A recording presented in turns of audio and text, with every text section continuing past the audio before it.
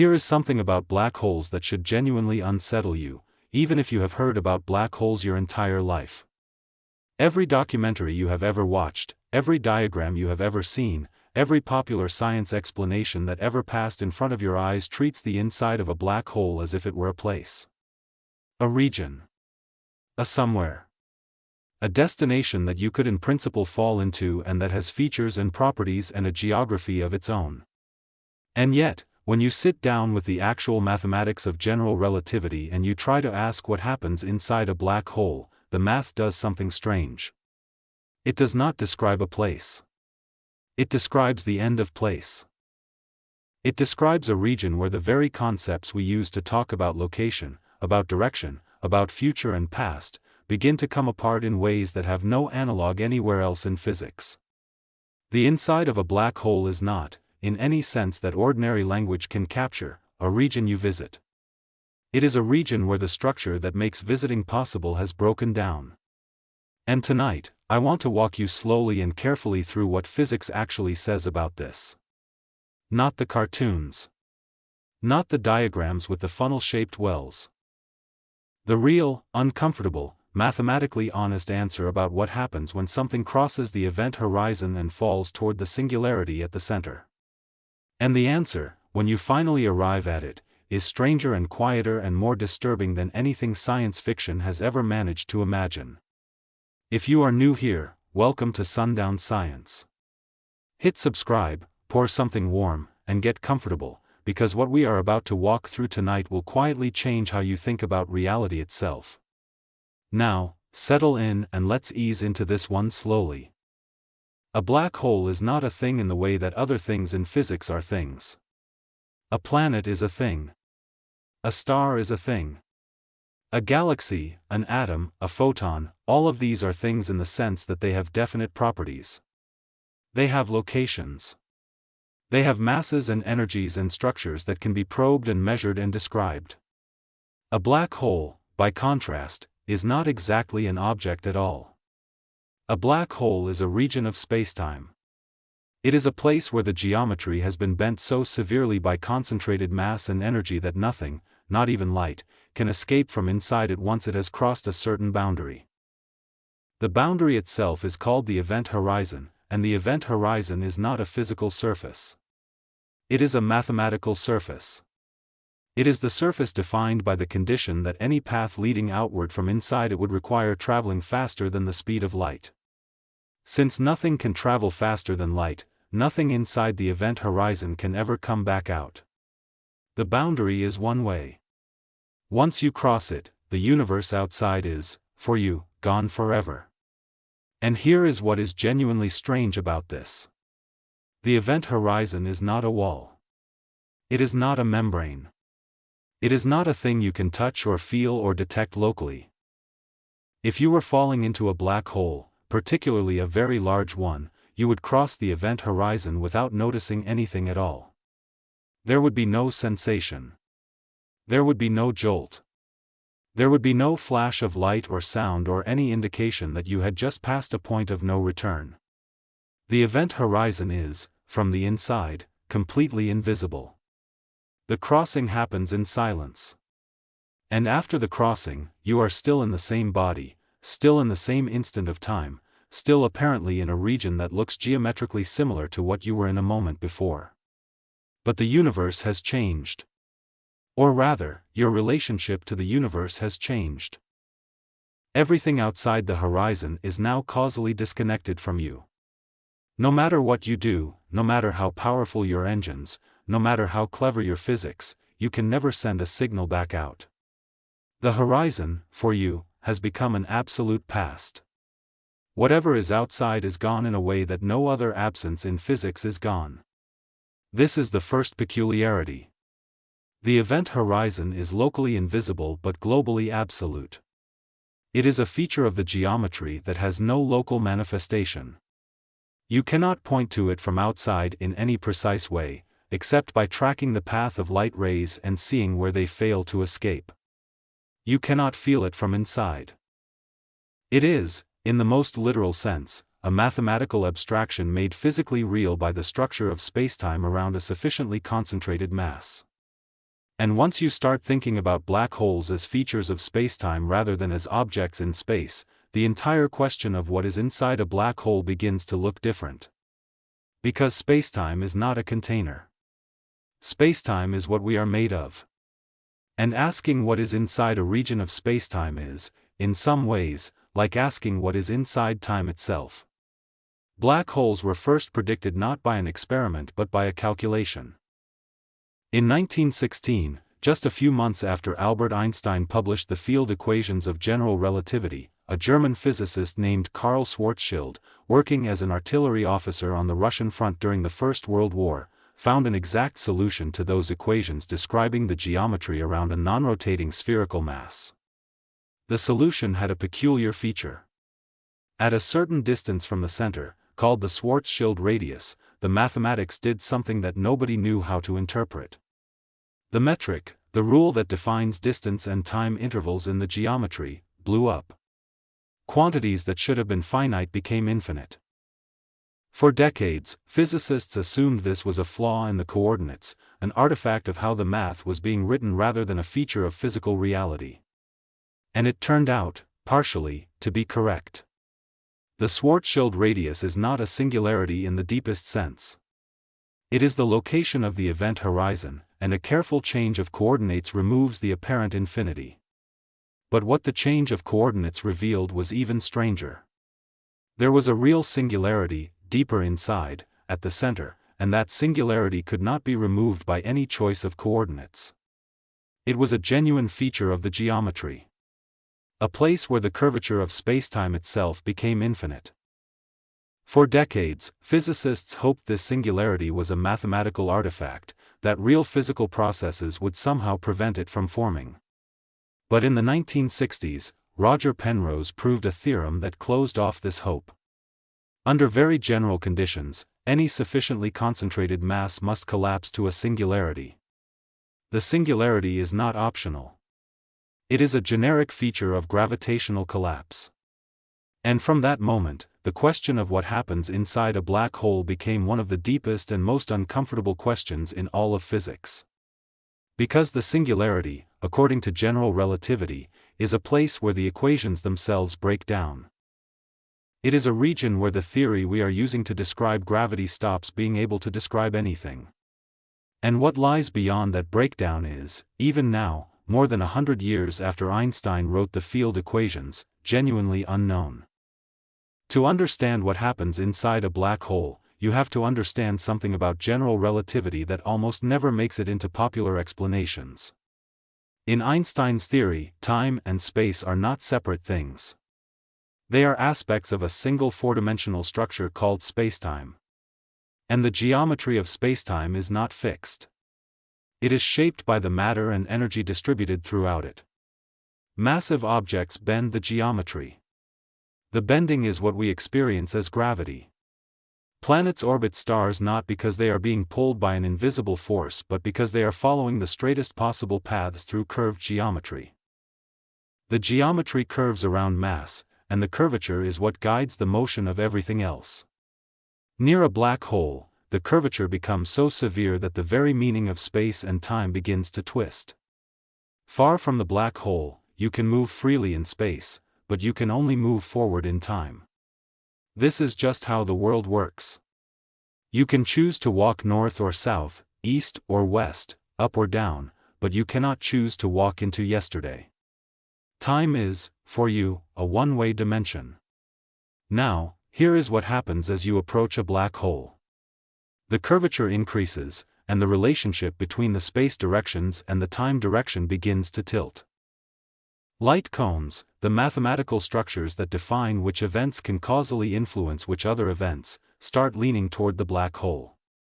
And at the event horizon itself, something extraordinary happens. The light cones tilt so far that the radial direction inward, the direction toward the center of the black hole, becomes a direction in time rather than a direction in space. I want you to sit with that for a moment, because it is one of the strangest and most underappreciated facts about black holes.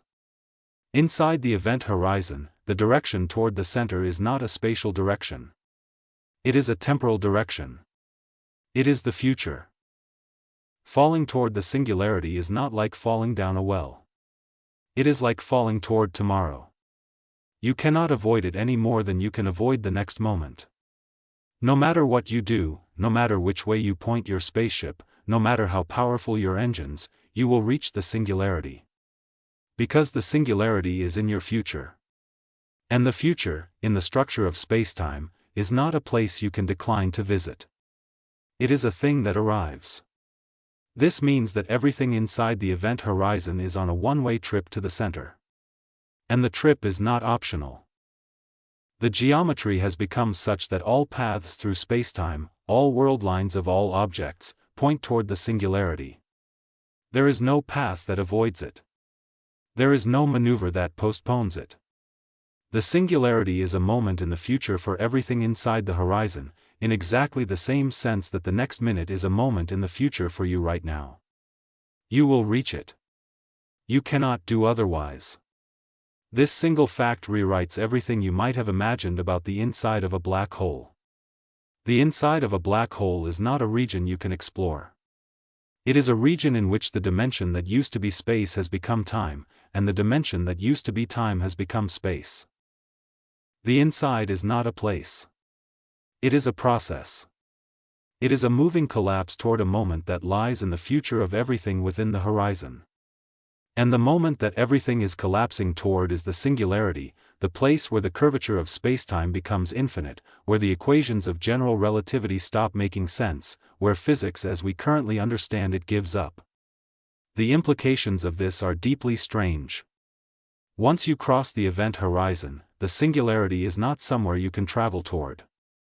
It is somewhere you are arriving. You can no more avoid it than you can stop time. The interior of the black hole is therefore not described well by any spatial picture. The funnel diagrams, the gravity wells, the rubber sheet analogies, all of them give the impression that the inside of a black hole is a region you could move around in, exploring, perhaps fighting against the inward pull. None of this is correct. The inside of a black hole is not a region you move through. It is a region whose geometry has been rearranged so that movement, in the ordinary sense, no longer exists. There is only the inevitable approach of a moment in the future, a moment from which there is no path away. And here is the second peculiarity that is worth holding on to.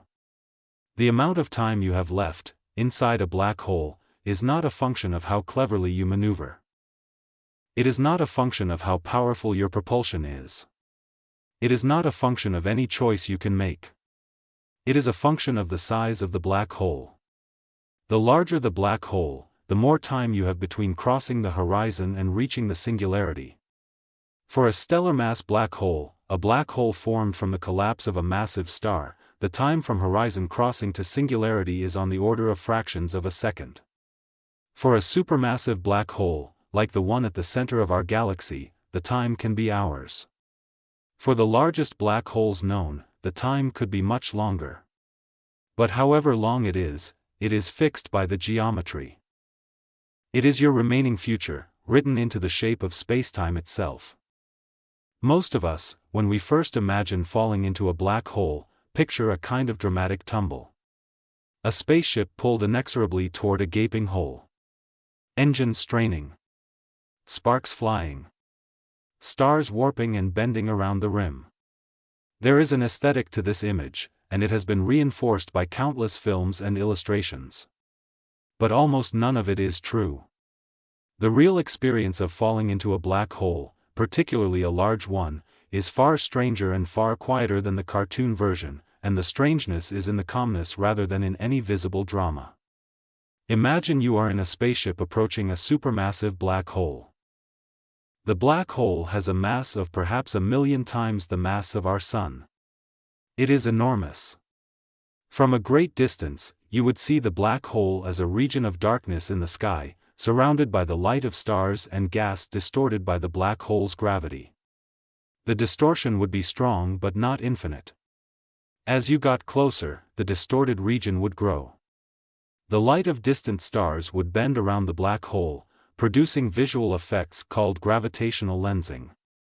You might see multiple images of the same star, smeared into rings or arcs around the black hole's edge.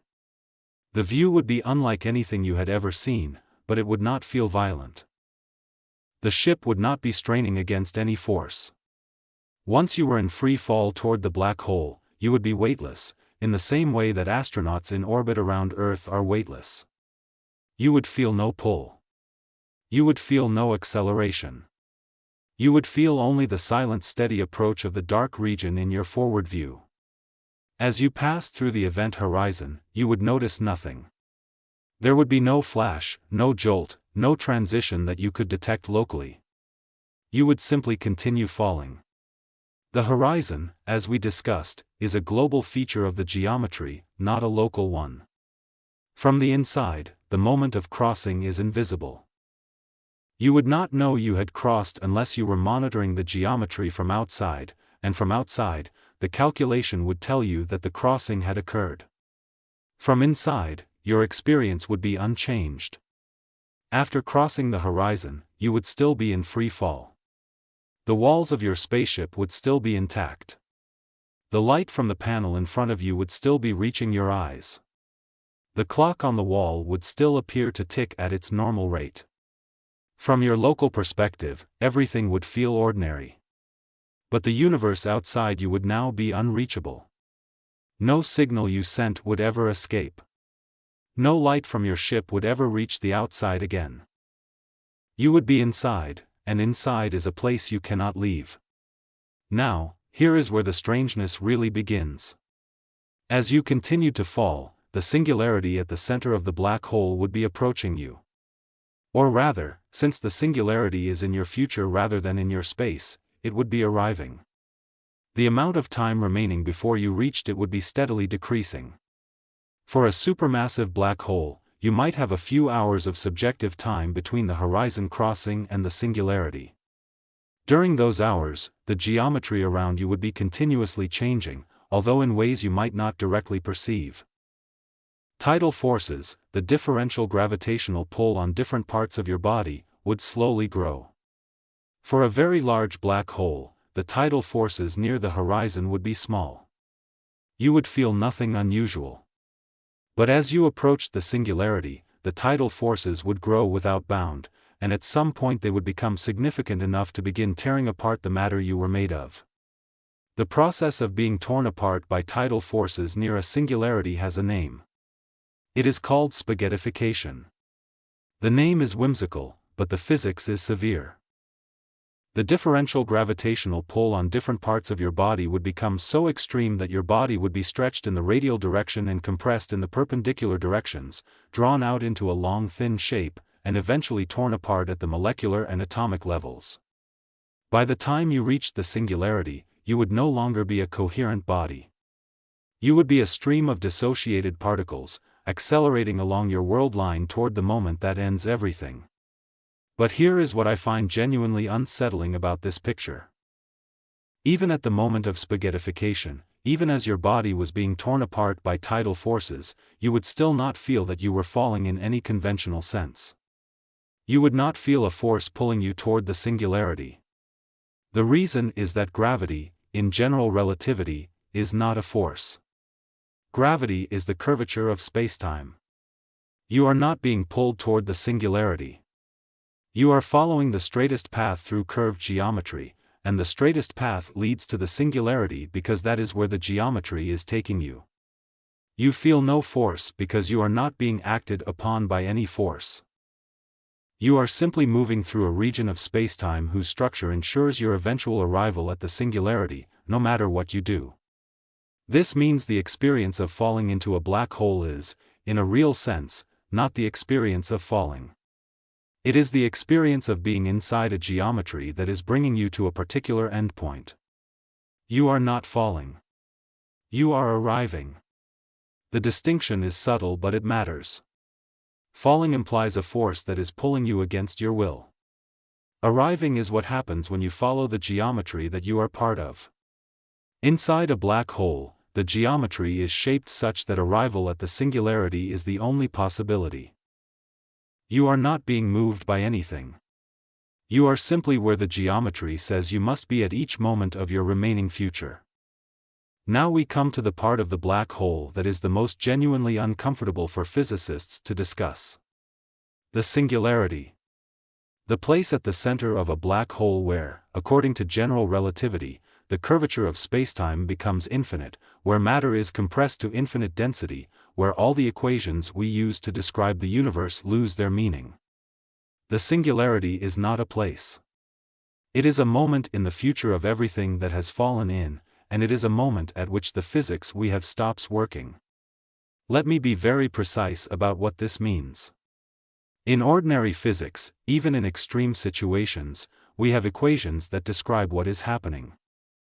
Stars collapse, particles collide, supernovae explode, all of these are extreme events, but they are governed by laws that produce finite, well-defined predictions. The equations may be hard to solve. The numerical values may be enormous. But the equations themselves give answers. At a singularity, this is no longer true. The equations of general relativity, when applied to the singularity, do not produce finite answers. They produce infinities. The curvature is infinite. The density is infinite. The tidal forces are infinite. And these infinities are not numerical artifacts that can be eliminated by clever calculation. They are intrinsic features of the solution. They are the equations telling us, in the only way they know how, that something has gone wrong, that the framework we are using has reached the limits of what it can describe. This is genuinely unusual. In most areas of physics, when our equations break down, it is because we are applying them to a regime they were not designed for. Newtonian mechanics breaks down at speeds close to the speed of light, but we know what to do. We use special relativity instead. Special relativity breaks down in strong gravitational fields, but we know what to do. We use general relativity instead. But general relativity breaks down at singularities, and we do not yet know what to do. We do not have a more fundamental theory to fall back on. There is no consensus replacement for general relativity in the regime where its equations fail. We are, in this respect, at the edge of physics. The singularity is the boundary beyond which our current understanding cannot reach. What is generally believed, although not yet established, is that a more complete theory of physics, one that combines general relativity with quantum mechanics, will resolve the singularity. The hope is that quantum effects, which become important at very small length scales and very high energies, will smooth out the infinities. In this picture, the actual interior of a black hole, when described by the correct theory of quantum gravity, would not contain a true singularity. It would contain something else. Some kind of extreme state of matter and geometry, governed by quantum gravitational physics, that we do not yet have the tools to describe in detail. The singularity in general relativity is then not a real prediction about what is at the center of a black hole. It is a sign that general relativity itself has reached the limits of its applicability, and that we need a better theory to understand what is really there. The leading candidates for such a theory include string theory, loop quantum gravity, and various other approaches to quantum gravity. None of these has yet produced a fully complete description of the inside of a black hole. None has been confirmed by direct observation. The interior of a black hole remains one of the most genuinely uncharted regions in all of physics, not because we cannot calculate, but because the equations we have stopped calculating once we get deep enough. We are looking at a region of the universe through a theory that fails at the heart of it. And here is the strange thing. Even with the equations breaking down, we know that something is happening at the singularity. Or rather, we know that something is supposed to be happening, that anything which crosses the horizon is on its way there, that the future of every infalling world line is the singularity. We just cannot describe what that future is. We have a destination in our mathematics, and the destination is unreachable by mathematics. The interior of a black hole is, in a real sense, the place where physics points to itself and says, "Here is where I do not yet know how to speak." I want you to sit with that for a moment. Because it is rare in modern physics to have a region of the universe that is so clearly real, so clearly part of the actual physical world, and yet so genuinely beyond our current understanding. Black holes exist. We have observed them directly. We have imaged the silhouettes of supermassive black holes at the centers of galaxies. We have detected gravitational waves from their collisions. We have measured the orbits of stars around the supermassive black hole at the center of our own galaxy and watched those orbits play out over decades. Black holes are not theoretical possibilities. They are confirmed astrophysical objects. And yet, the inside of any one of them is a region we cannot describe, a region whose physics we have not yet figured out, a region waiting for a theory that does not yet exist. There is a problem with black holes that has tormented theoretical physicists for nearly 50 years. It is called the black hole information paradox, and it concerns one of the most fundamental principles in physics.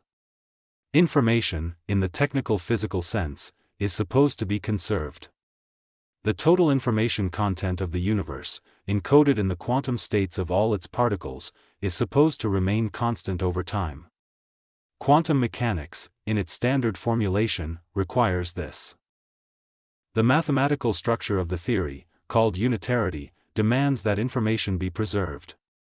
You can scramble information, you can hide it, you can distribute it across many particles in ways that make it practically impossible to recover, but you cannot destroy it. The total information is conserved. Black holes appear to violate this principle. When something falls into a black hole, the information that constitutes it, the specific quantum states of all its particles, the patterns that distinguish it from any other arrangement of the same matter, all of this information appears to be locked inside the horizon, beyond the reach of the outside universe. And then, in the 1970s, Stephen Hawking discovered that black holes are not eternal.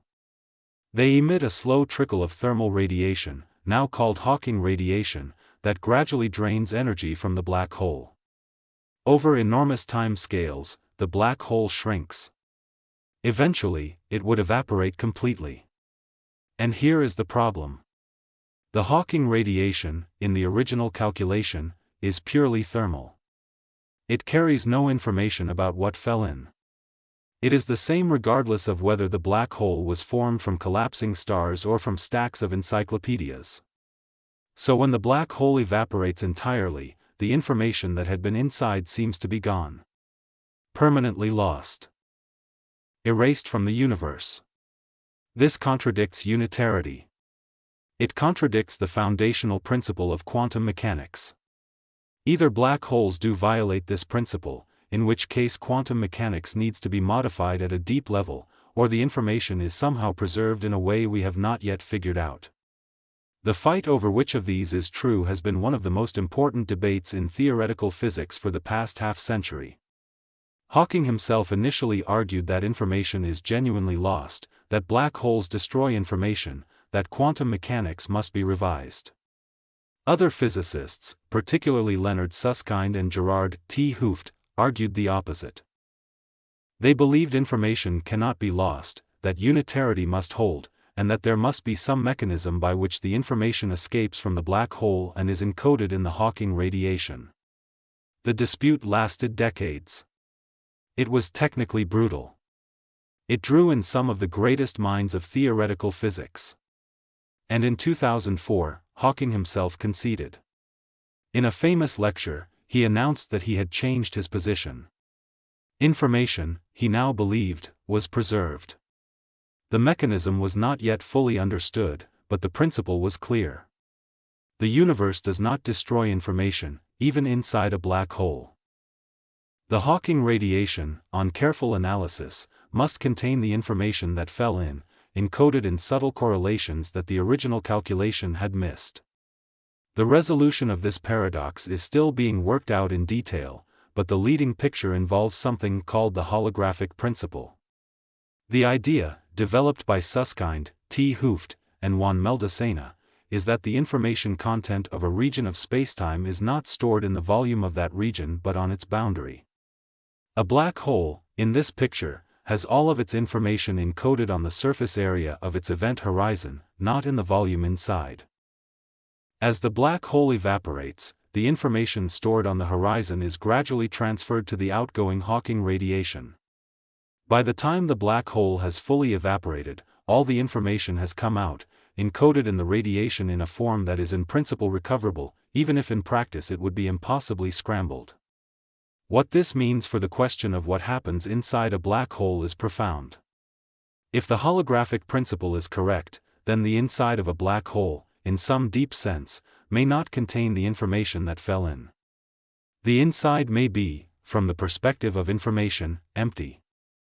The information may live on the surface, on the horizon, even though the matter that carried it appears to fall inside. There is a strange duality at work here. The same information, the same physical content, has two descriptions. One describes it as falling into the black hole, accelerating toward the singularity, eventually reaching the center. The other describes it as smeared across the horizon, encoded on the two-dimensional surface that surrounds the black hole. Both descriptions are correct. Both are consistent with the physics. And neither is more fundamental than the other. This is one of the most beautiful and disturbing results in modern theoretical physics. It tells us that the inside of a black hole is not, in any simple sense, a separate region containing its own contents. The inside is in some way a redundant description of what is on the outside. The horizon is not a boundary between two regions. It is a place where the information of the universe is rewritten in a different language. And that language, the language of the horizon, is in some ways more fundamental than the language of the interior. I want to be careful here, because this is at the frontier of theoretical physics, not settled science. The holographic principle is supported by powerful theoretical arguments and by exact calculations in specific simplified cases, particularly within the framework of string theory. But it has not been directly tested. We cannot yet verify by experiment that information falling into a black hole is encoded on the horizon. The picture is mathematically compelling but observationally unconfirmed. Still, it has shaped the way physicists now think about what is happening inside black holes. The interior is no longer regarded as a self-contained region with its own independent physics. It is regarded as deeply entangled with the horizon, and the horizon is regarded as a holographic encoding of everything inside. In 2012, a group of physicists, Ahmed Almhiri, Donald Marolf, Joseph Polchinski, and James Sully, published a paper that disturbed the field of black hole physics in a way that nothing had since Hawking's original calculation. The paper proposed a thought experiment that, when worked through carefully, seemed to show that the standard picture of falling into a black hole was inconsistent with quantum mechanics. To resolve the inconsistency, the authors suggested that something dramatic must happen at the event horizon. Specifically, they argued that an infalling observer would not pass smoothly through the horizon as general relativity predicts. Instead, the observer would encounter a wall of high-energy particles, a firewall, that would incinerate them on the way in. This was startling. The smooth passage through the horizon is one of the most basic predictions of general relativity. It is what makes black holes such peculiar objects. The horizon is supposed to be locally invisible. There is nothing special about it from the infalling observer's perspective. To suggest that there is in fact something special, that there is a violent boundary that destroys anything that touches it, is to overturn one of the foundational features of the theory. And yet, the argument was difficult to dismiss. It was based on reasonable assumptions about quantum mechanics and information conservation, and it produced a contradiction with the smooth horizon picture. Something had to give. The argument went roughly like this. If information is conserved during black hole evaporation, as we now believe, then the Hawking radiation emitted late in the evaporation must be entangled with the radiation emitted early. The total information must be encoded across the entire emitted radiation, and this requires correlations between early and late particles. But the late radiation must also be entangled with the interior of the black hole, because pairs of particles produced near the horizon are entangled across the horizon. These are two separate entanglements, and quantum mechanics has a rule called monogamy of entanglement that says you cannot have both. A particle can be maximally entangled with one partner, but not with two. The contradiction is real. The infalling observer, the smooth horizon, and the conservation of information cannot all be true simultaneously. One of them has to be wrong. The firewall paper proposed that the smooth horizon is the one that fails. There is no smooth crossing. There is only fire. An observer falling toward the black hole encounters a wall of energy at the horizon that destroys them. This preserves information conservation, but at the cost of giving up the equivalence principle, the foundational idea of general relativity that says local regions of spacetime should look the same regardless of where they are. The proposal sparked an intense debate that is still ongoing. Many physicists do not accept the firewall conclusion. They argue that there must be some way to preserve both the smooth horizon and information conservation, perhaps through subtle features of quantum gravity that we do not yet understand. Various proposals have been offered, including the idea that the interior of the black hole is connected to the exterior through wormhole-like structures, or that the very concept of a sharp horizon needs to be modified at the quantum level. None of these resolutions has yet been fully accepted by the field. What the firewall paradox tells us, for the purposes of this discussion, is that even the basic question of what happens at the boundary of a black hole, the very entrance to the interior, is genuinely unresolved. We do not know whether the horizon is smooth or whether it is the site of dramatic violence. We do not know what an observer would actually experience upon crossing it. The classical picture, the smooth silent passage that I described earlier, is what general relativity predicts. But general relativity may not be the whole story. Quantum effects at the horizon may be far more important than the classical picture suggests. And the resolution of the firewall paradox, when it comes, may rewrite our understanding of what black holes really are. This is a recurring theme in black hole physics. Every time we think we have a clear picture, a new thought experiment reveals a paradox that forces us to revise the picture. Black holes have been doing this to physicists for decades. They have been the testing ground where our most fundamental theories meet and clash, and where new physics is most likely to be discovered. The interior of a black hole is, in this sense, not just a strange region in space. It is a frontier where the boundaries of our knowledge are most exposed. And what happens there, in the deepest sense, is something we are still working out, even now. So far we have been talking about non-rotating black holes, the simplest kind. The Schwarzschild solution that Carl Schwarzschild discovered in 1916 describes a perfectly spherical, non-rotating, uncharged black hole. But almost no real black hole in the universe is like this. Real black holes form from collapsing stars or from accumulating matter, and stars rotate, and matter that falls in carries angular momentum. So real black holes rotate. And rotating black holes have a far stranger interior than the simple Schwarzschild picture suggests. The mathematical description of a rotating black hole was found by Roy Kerr in 1963, almost 50 years after Schwarzschild's solution. The Kerr solution describes the geometry around a rotating mass, and it has features that are genuinely different from the non-rotating case. There is an outer event horizon, similar to the Schwarzschild horizon, beyond which nothing can escape. But inside that outer horizon, there is another horizon. An inner horizon.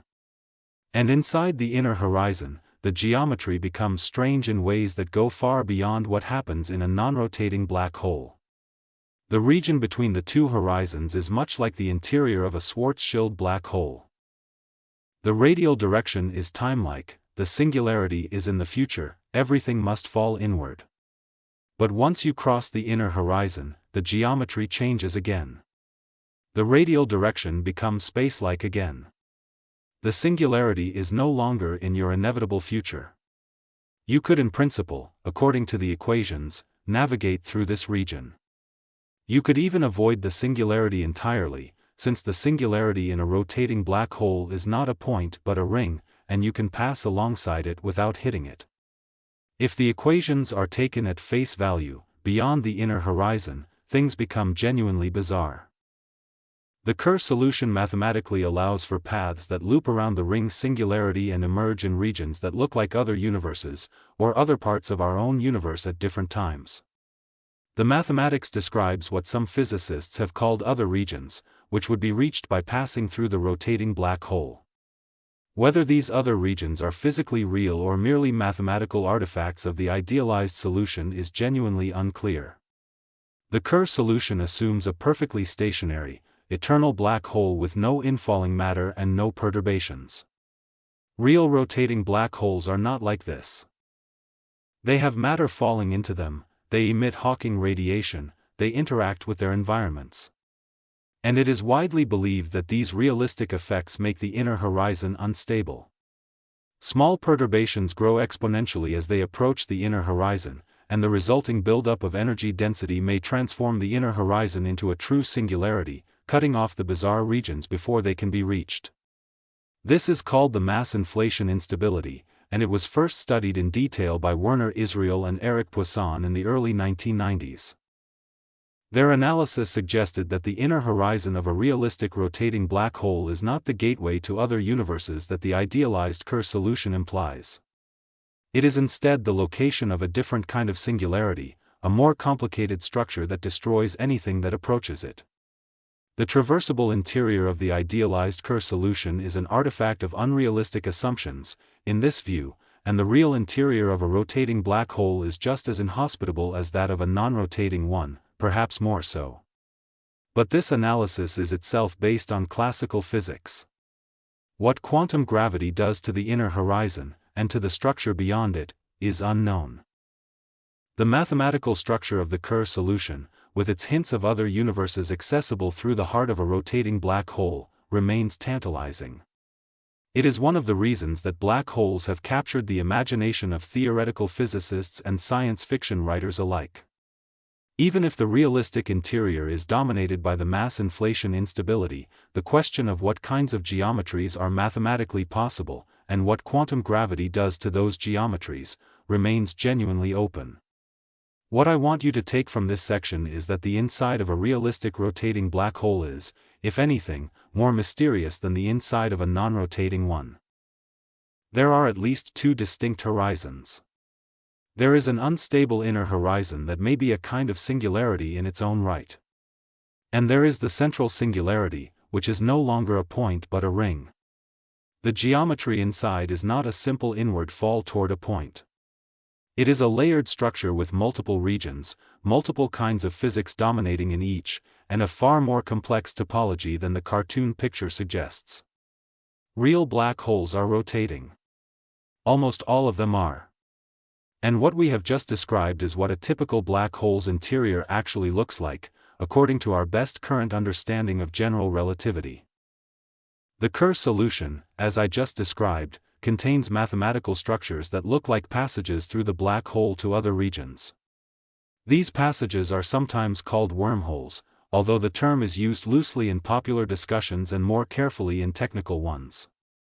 A wormhole, in the technical sense, is a region of spacetime that connects two otherwise distant regions through a tunnel.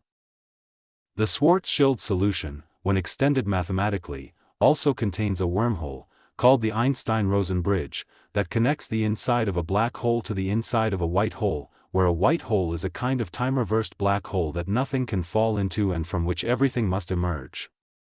The Einstein-Rosen bridge is not traversable in the classical sense. It collapses too quickly for anything to pass through. But it is a real feature of the mathematical solution, and it raises questions about the nature of the connections that black holes might make between distant regions of spacetime. In 2013, Juan Meldacena and Leonard Susskind proposed a remarkable idea that brought the wormhole picture into contact with the holographic and information-theoretic picture we discussed earlier. They proposed that the Einstein-Rosen bridge inside a pair of entangled black holes is the same thing as the quantum entanglement between them. The proposal is called ER equals EPR, where ER refers to Einstein-Rosen bridges and EPR refers to the kind of quantum entanglement studied by Einstein, Podolsky, and Rosen in 1935. The idea is that wormholes and entanglement, two phenomena that seem entirely different on the surface, are actually two descriptions of the same underlying reality. If ER equals EPR is correct, it has profound implications for what is inside a black hole. It suggests that the interior of a black hole is not just a self-contained region. It is connected, through entanglement, to other regions of the universe. The entanglement between particles inside the black hole and particles outside, mediated by the Hawking radiation that has already been emitted, is geometrically realized as a kind of wormhole, a tunnel through spacetime that links the inside of the black hole to the outside in ways that cannot be detected by any local observation. This is, again, at the frontier of theoretical physics. ER equals EPR is a hypothesis, not a confirmed result. It has been pursued because it offers a possible resolution to the firewall paradox and other puzzles about black hole information. The idea is that the conflict between smooth horizons and information conservation can be resolved if the interior of the black hole is connected through entanglement wormholes to the outside, providing a way for information to escape that does not require the horizon to become a firewall. Whether this picture is correct in detail is unknown, but it has reshaped how many theorists think about what black holes are and what is inside them. What I want to emphasize is that the inside of a black hole, in this modern picture, is not isolated. It is not a region cut off from the rest of the universe in any absolute sense. It is connected, in subtle and non-classical ways, to everything that has interacted with the black hole over its history.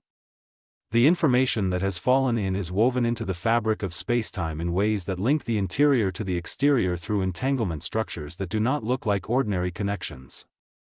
The picture of the inside as a self-contained void with a singularity at the center is, in this view, an oversimplification. The reality, if these proposals are correct, is far more interconnected and far stranger. I want to be clear about the status of these ideas. They are speculative. They are at the cutting edge of theoretical physics. They are not confirmed. But they are also not idle.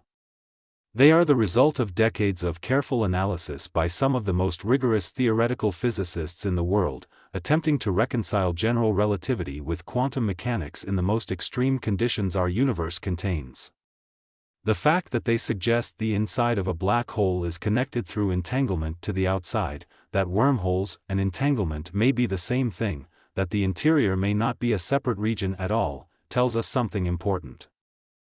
It tells us that our intuitive picture of what is inside a black hole is almost certainly wrong, and that the truth, when we eventually understand it, will be far stranger than anything we have imagined. There is something deeply peculiar about black holes that has to do with the difference between what an outside observer sees and what an infalling observer experiences. These two perspectives, which in ordinary physics agree on the basic facts of what happens, disagree dramatically when it comes to black holes. And the disagreement is not a matter of simple parallax or relativistic distortion. It is a fundamental disagreement about whether something has happened at all. Imagine you are watching a friend fall into a black hole from a safe distance. As they approach the event horizon, you see their image become increasingly redshifted. The light coming from them is stretched to longer and longer wavelengths because it has to climb out of the deepening gravitational well. The redshift increases without bound as they approach the horizon. You see their image become dimmer, redder, more sluggish. The clock on their spaceship appears to tick more and more slowly. From your perspective, your friend never quite reaches the horizon. They appear to slow asymptotically, frozen in time at the boundary, their image fading into invisibility as the light from them is stretched into wavelengths too long to detect. From outside, the infalling friend never quite makes it across. But from your friend's perspective, the experience is entirely different. They cross the horizon at a definite moment. Their clock continues to tick at its normal rate. They feel no slowing, no freezing, no asymptotic approach. They simply pass through the horizon and continue inward toward the singularity. The two perspectives, the outside view and the inside view, give completely different accounts of what happens. From outside, the crossing never occurs. From inside, the crossing happens in finite time and the inward fall continues. This is not a paradox. It is a feature of how spacetime works in the presence of strong gravity. The two perspectives are both correct, and they are reconciled by understanding that they are using different time coordinates, measuring time in different ways, and that the apparent contradiction is an artifact of trying to combine them improperly. But the disagreement is genuinely strange, and it has implications for what we should consider to be real about black holes. From the outside, black holes never quite finish forming. The matter that falls in never quite reaches the inside. The horizon is an asymptotic limit that nothing ever actually crosses. From the inside, the crossing happens, the singularity is reached, the story plays out. Which view is correct? Both, in their own coordinate systems. Neither, as a complete description of reality. This dual nature of black holes, this gap between what an outside observer measures and what an infalling observer experiences, is one of the deepest features of relativistic physics. It tells us that there is no single privileged perspective from which to describe what happens at and inside a black hole. There are multiple perspectives, each with its own validity, and the full story requires understanding all of them and how they relate. The inside of a black hole is, in some sense, only real from the inside. From the outside, it is forever unreached, forever approaching, forever a frozen image fading into invisibility. There is something philosophically rich about this. It suggests that the inside of a black hole has a kind of conditional reality. It exists for those who have crossed the horizon. For those who have not, it is a region that can never be observed, never confirmed, never directly accessed. The boundary of the black hole is, in this sense, not just a physical boundary but a kind of epistemological boundary as well. What is on the other side is unreachable not just by light or matter but by knowledge itself. We can describe the inside mathematically, we can model it, we can speculate about its properties. But we cannot, even in principle, send a probe in and receive a signal back. The inside is, for the outside, forever unverifiable. And this matters for the question of what really happens inside. Because the answer depends on whose perspective we are taking. From the outside, in some sense, nothing happens inside, because the inside is never reached. From the inside, everything happens, but the witnesses cannot report back. The black hole is a region whose contents are real to the residents and unreachable to the visitors, and the residents are on a one-way trip to a destination that cannot be described. Black holes have temperatures. This sounds like a strange thing to say, given that black holes are supposed to be regions from which not even light can escape. But it is true. In the 1970s, Jacob Bekenstein and Stephen Hawking showed that black holes have well-defined thermodynamic properties. They have a temperature, given by the Hawking temperature, which depends on the mass of the black hole. They have an entropy, given by the Bekenstein-Hawking formula, which is proportional to the area of the event horizon.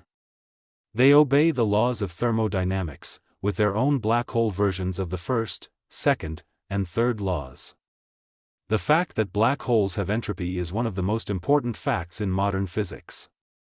Entropy, in statistical mechanics, is a measure of the number of microscopic configurations that correspond to a given macroscopic state. The entropy of a gas, for instance, counts the number of ways the gas molecules could be arranged to give the same observable temperature, pressure, and volume. The entropy of a black hole, then, counts the number of microscopic configurations consistent with the black hole's mass, charge, and angular momentum. And the Bekenstein-Hawking formula says this entropy is proportional to the area of the horizon, divided by a fundamental unit of area called the Planck area. This is a remarkable and unexpected result. In ordinary thermodynamic systems, entropy is proportional to volume, not area. The entropy of a gas depends on how much gas there is, not on the area of the container. But for a black hole, the entropy depends on the area of the surface, not on the volume of the interior. This was the original clue that led to the holographic principle.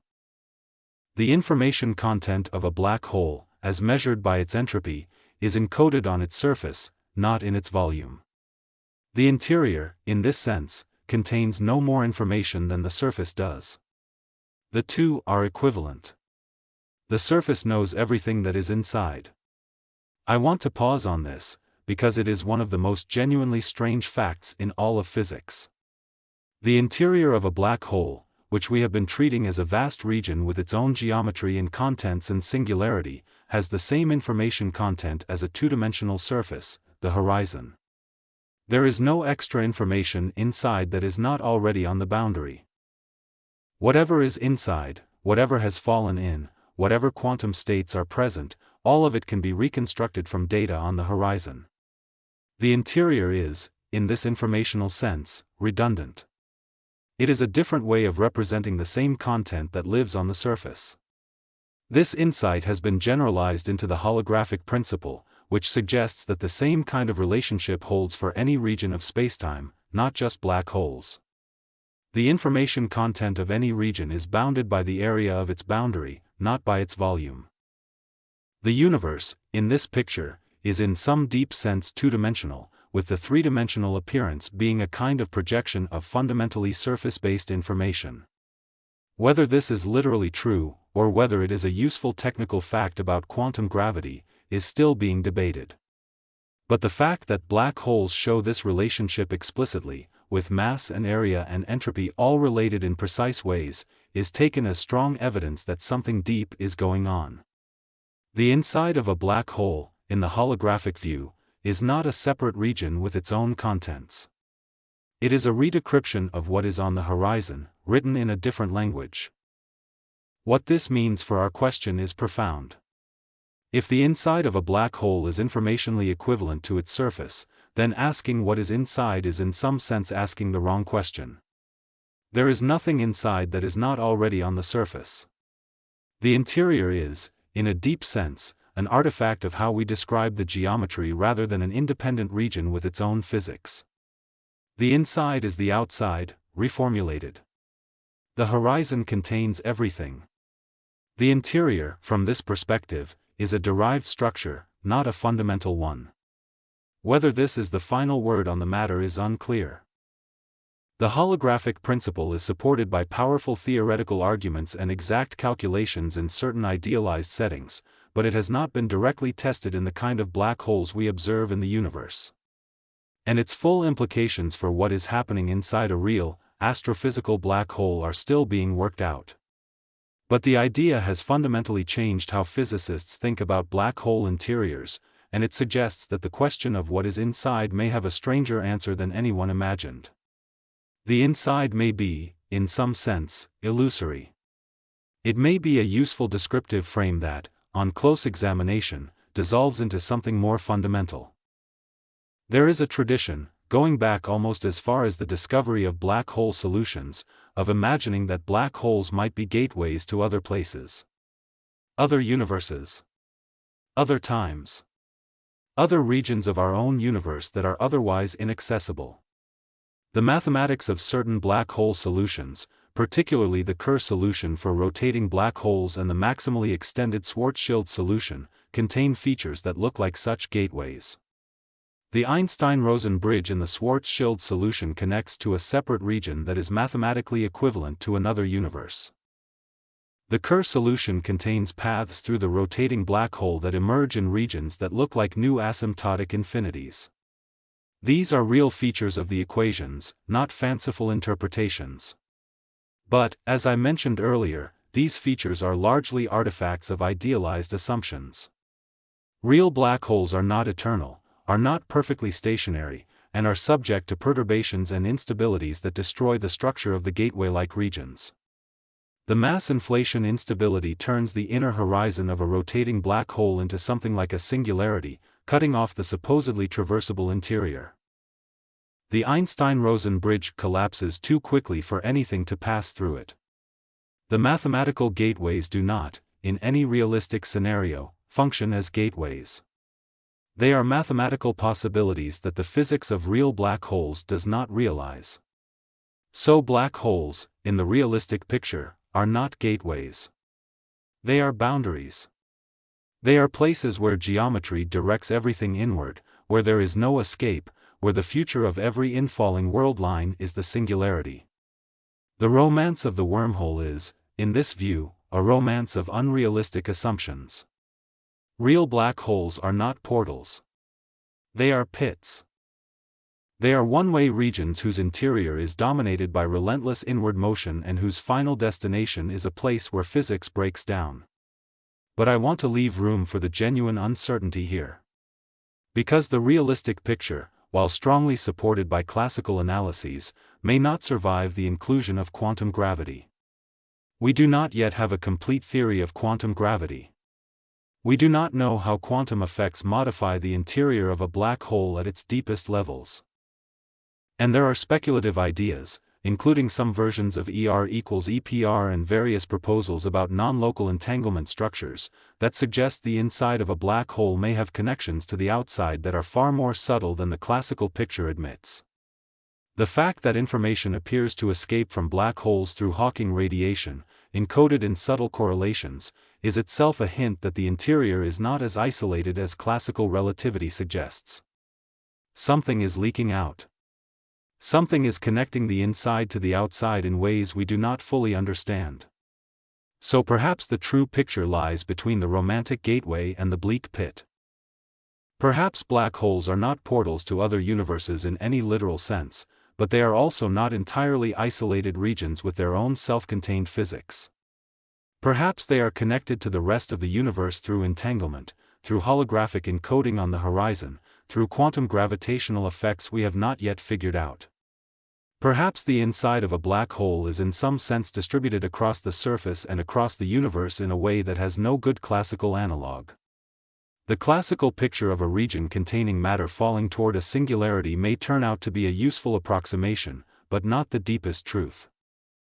The deepest truth, when we have the right theory to express it, may involve a kind of geometry and a kind of information structure that we are only beginning to glimpse. Black holes do not last forever. Even in isolation, with nothing falling in, a black hole emits Hawking radiation, slowly losing mass and energy over time. The rate of emission is extraordinarily low for large black holes. A solar mass black hole would take roughly 10 to the 67 years to evaporate completely, a number so vast it dwarfs the current age of the universe. Larger black holes take even longer. But the principle is the same. Black holes are not eternal. They have a finite lifetime. They will, given enough time, disappear entirely. The question of what is left when a black hole evaporates is one of the most important in theoretical physics. If the holographic principle is correct, and if information conservation holds, then the Hawking radiation emitted during the black hole's lifetime carries away all the information that fell in. The radiation is not purely thermal, despite Hawking's original calculation. It contains correlations, subtle quantum entanglements that encode the history of everything the black hole ever absorbed. By the time the black hole has fully evaporated, the entirety of its informational content has been radiated away. Nothing is left.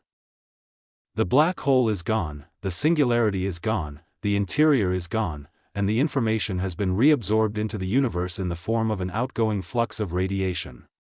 This is, in some ways, a relief. It tells us that black holes, despite their fearsome reputation, do not destroy information. They are temporary repositories. They store information for a very long time, in a form that is causally inaccessible from outside, but they eventually return everything they took. The universe's books balance, even if the balancing takes longer than we can imagine. But this picture, comforting as it might be, leaves the question of what is happening inside the black hole during its long lifetime genuinely unresolved. If the inside contains the matter that fell in, and if that matter has its own quantum states and its own physical processes, then for very long stretches of time, the inside is a real region containing real physics. What happens to that interior as the black hole evaporates? Does it shrink along with the horizon? Does the singularity at the center remain in some sense at the center, getting closer to the horizon as the horizon contracts? Does the interior become smaller over time, until at the final moment it disappears entirely along with the horizon? The honest answer is that we do not fully know. The classical picture of a black hole's interior is not designed to describe the dynamic process of evaporation in detail. The interior, in classical relativity, is in some ways an eternal feature. The mathematics describes a stationary geometry. The actual evaporation is a quantum process that operates on the horizon, and how the interior changes during this process is one of the things that a complete theory of quantum gravity would need to explain. The interior may shrink. It may transform. It may, in the final moments, go through a kind of quantum gravity transition that releases whatever residual information is stored there into the outgoing radiation. The details are not yet settled. What we do know, with reasonable confidence, is that nothing physical from the interior is left behind after evaporation. The black hole does not leave a remnant. There is no ghost of the singularity, no scar in spacetime, no permanent feature marking where the black hole used to be. The geometry returns to flat space. The matter that fell in has been recycled, through Hawking radiation, into the surrounding universe. The hole in spacetime has been filled in.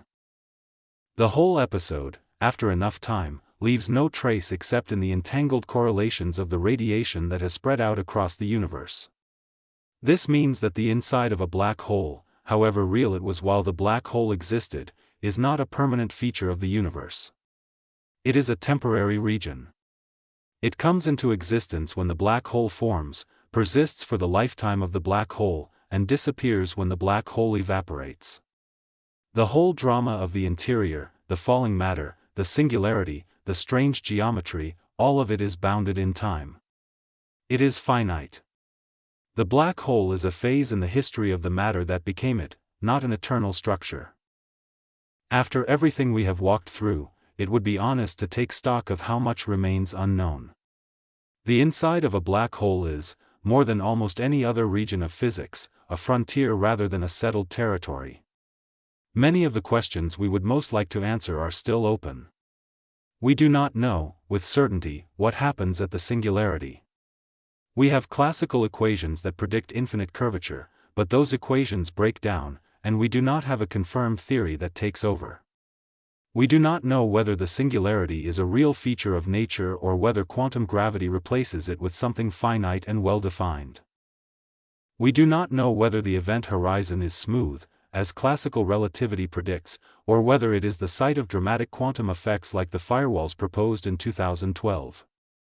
The various proposals for how to resolve the firewall paradox have not converged on a clear answer. Different physicists hold different views, and the matter is genuinely unsettled. We do not know whether the inside of a black hole is connected to other regions of spacetime through entanglement wormholes, as ER equals EPR proposes, or whether the interior is entirely self-contained and only accessible through ordinary causal contact. The proposal is intriguing but unconfirmed. We do not know exactly how information escapes from a black hole during evaporation.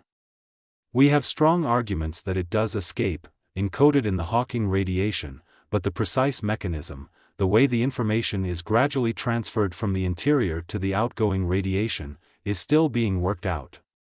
We do not know what would actually be experienced by an infalling observer in detail. The classical picture says they would feel nothing unusual at the horizon and would only notice tidal forces growing as they approached the singularity. But quantum effects may modify this dramatically. The firewall proposal, if correct, says they would be incinerated at the horizon. Other proposals say they would experience subtle but real effects from the entanglement structure connecting the inside to the outside. We do not know whether real rotating black holes actually contain the multiple horizons and complex internal structure that the Kerr solution predicts.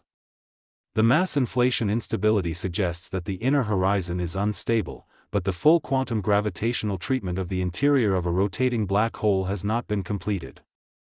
These are not minor technical gaps. They are deep questions about the structure of physical reality at its most extreme. The inside of a black hole is, in many ways, the place where physics is forced to confront its own limits. It is where general relativity and quantum mechanics, our two most successful theories, meet and conflict and force us to invent something new. And we have not yet finished inventing it. This is, I think, what makes black holes such genuinely fascinating objects. They are not just astronomical curiosities. They are not just dramatic objects in the sky. They are testing grounds for our deepest understanding of the universe. And they keep telling us that our understanding is incomplete. They keep producing paradoxes that force us to revise our theories. They keep pointing to gaps in our knowledge that we did not realize existed. The question of what is inside a black hole is, in this sense, not just a question about a particular kind of astronomical object. It is a question about what physics itself is capable of describing. I want to ask one more question, even though it has no clear answer. What would it be like to reach the singularity at the center of a black hole? What would the final moment look like, from the inside? The honest answer is that we do not know, and we may never know in any complete way. The classical picture says that as you approach the singularity, the tidal forces grow without bound. Your body is stretched and compressed by ever-increasing differential gravity. At some point, the tidal forces exceed the strength of any material structure, and you are torn apart at progressively smaller scales. First your body is shredded. Then your tissues. Then your cells. Then your molecules. Then your atoms. Then the constituents of those atoms. The process is called spaghettification, and it is one of the most violent things imaginable. Everything that was you is reduced to a stream of dissociated particles, accelerating toward a moment of infinite curvature. But what happens at the moment itself? The classical equations say the curvature becomes infinite, that the geometry stops being well-defined, that the very concepts of space and time we have been using break down. There is no there at the singularity. There is no moment after the moment of arrival, because time itself ends. The singularity is, in classical relativity, the end of the world line. Not a barrier that stops you, but a true terminus. The end of the path, where the path itself has nowhere to go. What this would feel like, if anything, is unanswerable from within current physics. A complete theory of quantum gravity might tell us that the singularity is not a true endpoint but a transition to some other state. Perhaps the matter that reaches the singularity is reprocessed in some way, recycled into the structure of spacetime, transformed into something we cannot yet describe. Perhaps the singularity is replaced by a kind of quantum geometric structure that takes over where classical geometry fails. Perhaps the world line does not end but continues into a regime where our concepts of beginning and end no longer apply. We do not know. What we can say is that the question of what happens at the singularity is, at the deepest level, the question that black holes are forcing us to answer. And the answer, when it comes, will probably not be in the form of a description like the ones we are used to. It will be in the form of new physics, new mathematics, new concepts that we do not yet have. The inside of a black hole is, in this sense, a prompt. It is the universe asking us to extend our understanding into a regime where current theory fails. It is a frontier that demands new theory. And there is something genuinely humbling about that. The universe contains regions whose interiors are real, whose physics is happening right now, whose contents are following definite laws of nature. And those regions are inaccessible to us, both observationally and theoretically. We cannot see inside. We cannot test our ideas about what is inside. We can only construct models, work out their implications, and look for ways to test them indirectly. The black hole is, in this sense, the quietest and most absolute boundary of human knowledge that nature has so far revealed. So let us return to the question we started with. What really happens inside a black hole, according to physics? The answer, as best as anyone can currently say, is something like this. Inside a black hole, the geometry of spacetime is so distorted that the radial direction inward becomes a direction in time. Everything that crosses the event horizon is on a one-way trip to the future, and the future, for everything inside, is the singularity. The singularity is not a place but a moment, an inevitable arrival at a state where the curvature becomes infinite and our equations break down. The interior is not a region you explore but a region you experience as a finite span of time before reaching that moment. The duration depends on the size of the black hole. The experience, classically, would involve no sense of acceleration or force, just free fall in an increasingly distorted geometry, with tidal forces growing as the singularity approaches and ultimately tearing apart anything that falls in.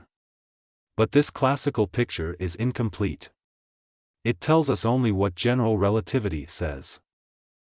And general relativity is not the final theory of physics. At the singularity, general relativity fails. Quantum effects, which we cannot yet fully describe, must take over. The true description of the interior, including the singularity, requires a theory of quantum gravity that we do not yet have.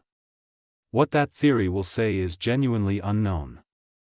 It may resolve the singularity into a finite quantum structure. It may reveal that the interior is connected to the exterior through entanglement and holographic encoding in ways the classical picture does not show. It may reveal that the very distinction between inside and outside is a useful approximation that breaks down at the deepest level, with the information of the interior actually living on the surface of the horizon and the interior being a kind of redundant description. We know, with reasonable confidence, that information falling into a black hole is not destroyed. The Hawking radiation that gradually evaporates the black hole carries away the information, encoded in subtle correlations that we cannot easily decode but that nonetheless preserve the total content. The black hole is not a permanent vault. It is a temporary repository that eventually returns everything to the universe. The interior, in this sense, is not a permanent feature of reality. It is a transient region that exists for the lifetime of the black hole and then disappears. We know, also, that the inside of a black hole is not what science fiction has often imagined. It is not a passage to other universes. It is not a portal that you can navigate. It is not a region you can explore. It is a one-way region whose dynamics are dictated by the geometry of spacetime in a way that no amount of cleverness or technology can overcome. The romance of the wormhole, the gateway through the cosmos, is largely an artifact of unrealistic mathematical idealizations. Real black holes are pits, not portals. And we know that the question of what is inside a black hole is, in many ways, not a question with a clean answer. It is a question that sits at the boundary of current physics. It is a question whose full answer requires a theory we do not yet have. It is a question that, in being asked, exposes the limits of our current understanding and points toward the new physics we will need to develop. What I find most striking about all of this is the silence of the inside. From outside, black holes are dramatic objects. They distort light, they accrete matter, they emit X-rays, they shake spacetime with gravitational waves when they merge. From outside, they are some of the most violent and visible objects in the universe. But from inside, the experience is quiet. There is no jolt at the horizon. There is no sense of being pulled by a force.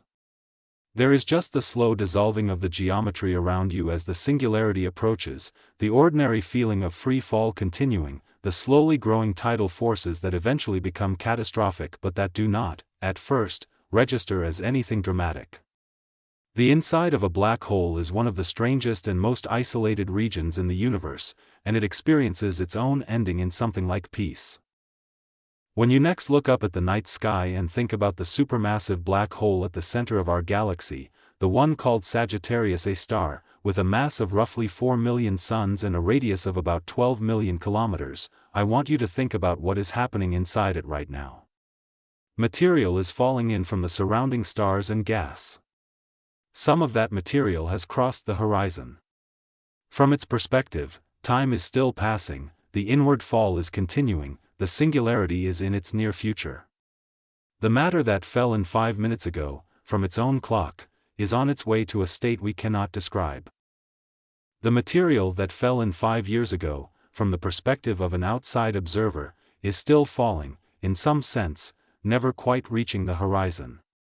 Both are correct. Both perspectives describe the same reality from different vantage points. And then there are the photons. The photons that were emitted by stars near the horizon, that just barely escaped, that are now flying out into the galaxy carrying information about what nearly fell in. Some of those photons might eventually reach Earth. Some of them already have. The galactic center has been observed by telescopes for decades now, and the patterns of light coming from near the horizon contain information about the geometry of the black hole, about the matter falling in, about the strangeness of the region just outside the boundary. We are reading the messages from the edge of the inside, even though we cannot see the inside itself. The inside of a black hole is real. It is part of the universe. It is happening right now, in countless black holes scattered across countless galaxies. And it is, in many ways, the most genuinely unreachable region of reality that we have ever discovered. Not unreachable like the far side of the moon, which we have visited. Not unreachable like the bottom of the ocean, which we have explored. Not unreachable like the surface of distant exoplanets, which we will eventually probe. Unreachable in a deeper sense. Unreachable because the geometry of spacetime forbids any signal from coming back. Unreachable because the inside is, by definition, the region from which no information can escape. That is what it means for something to be inside a black hole. It means it is in a region that is not just hidden but causally severed. It is in a region that exists, in some sense, only for itself. The rest of the universe cannot witness it. The rest of the universe cannot affect it. The rest of the universe can only watch the surface and infer from outside what is happening within. And the inference, even with our best theories, is incomplete. This is what I want you to carry away from this discussion.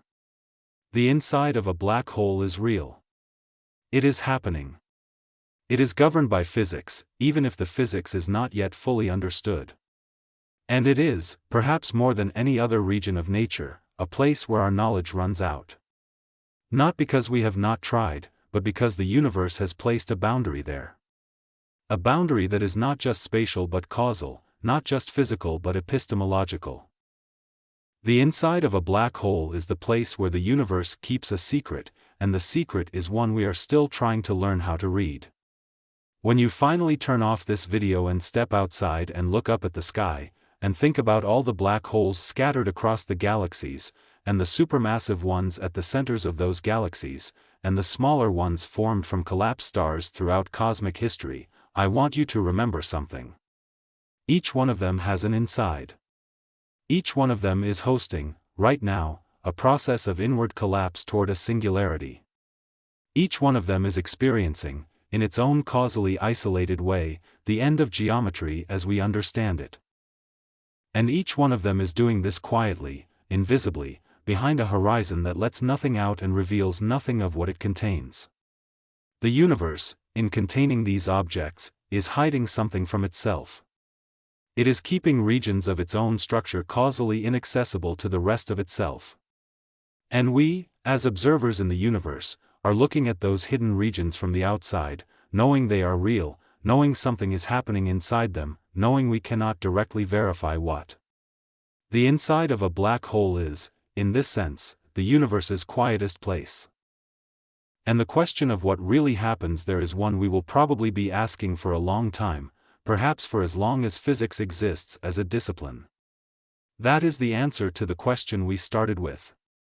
The inside of a black hole is a region where time and space have changed places, where the future is a singularity that everything must reach, where the equations of physics break down, where information is preserved but in ways we do not fully understand, where the geometry may be holographically encoded on the boundary, where quantum gravity takes over from general relativity in ways we have not yet figured out. The inside is real. The inside is happening. And the inside, when we finally understand it, will probably tell us something about the universe that we do not yet know how to express. The universe does not give up its secrets easily. The black hole is the place where it holds them most tightly. And we are the species that has decided, against all reasonable odds, to try to learn them anyway. That is the strange and beautiful situation we find ourselves in. Sitting on a small planet around an ordinary star, looking out at a universe filled with regions whose interiors we cannot reach, asking what is inside, working out the mathematics, building theories, comparing predictions, slowly and patiently piecing together a picture of a reality that does not, in any complete sense, allow itself to be observed. The inside of a black hole is one of the deepest examples of this. It is real. It is hidden. And we are still, after 100 years of trying, learning how to describe it. The next time you hear someone casually mention a black hole, I hope you will think about what is actually inside. Not the cartoon. Not the funnel. Not the gateway to other dimensions. The real thing, as best as physics can currently describe it. A region where geometry has reorganized itself so that the future is a singularity and the past is the moment of crossing. A region whose information is conserved but in ways we are still working out. A region whose final fate, when the black hole evaporates, is to release everything it ever contained back into the universe through subtle correlations in a flux of thermal radiation. A region that is, in the deepest sense, a frontier. The place where physics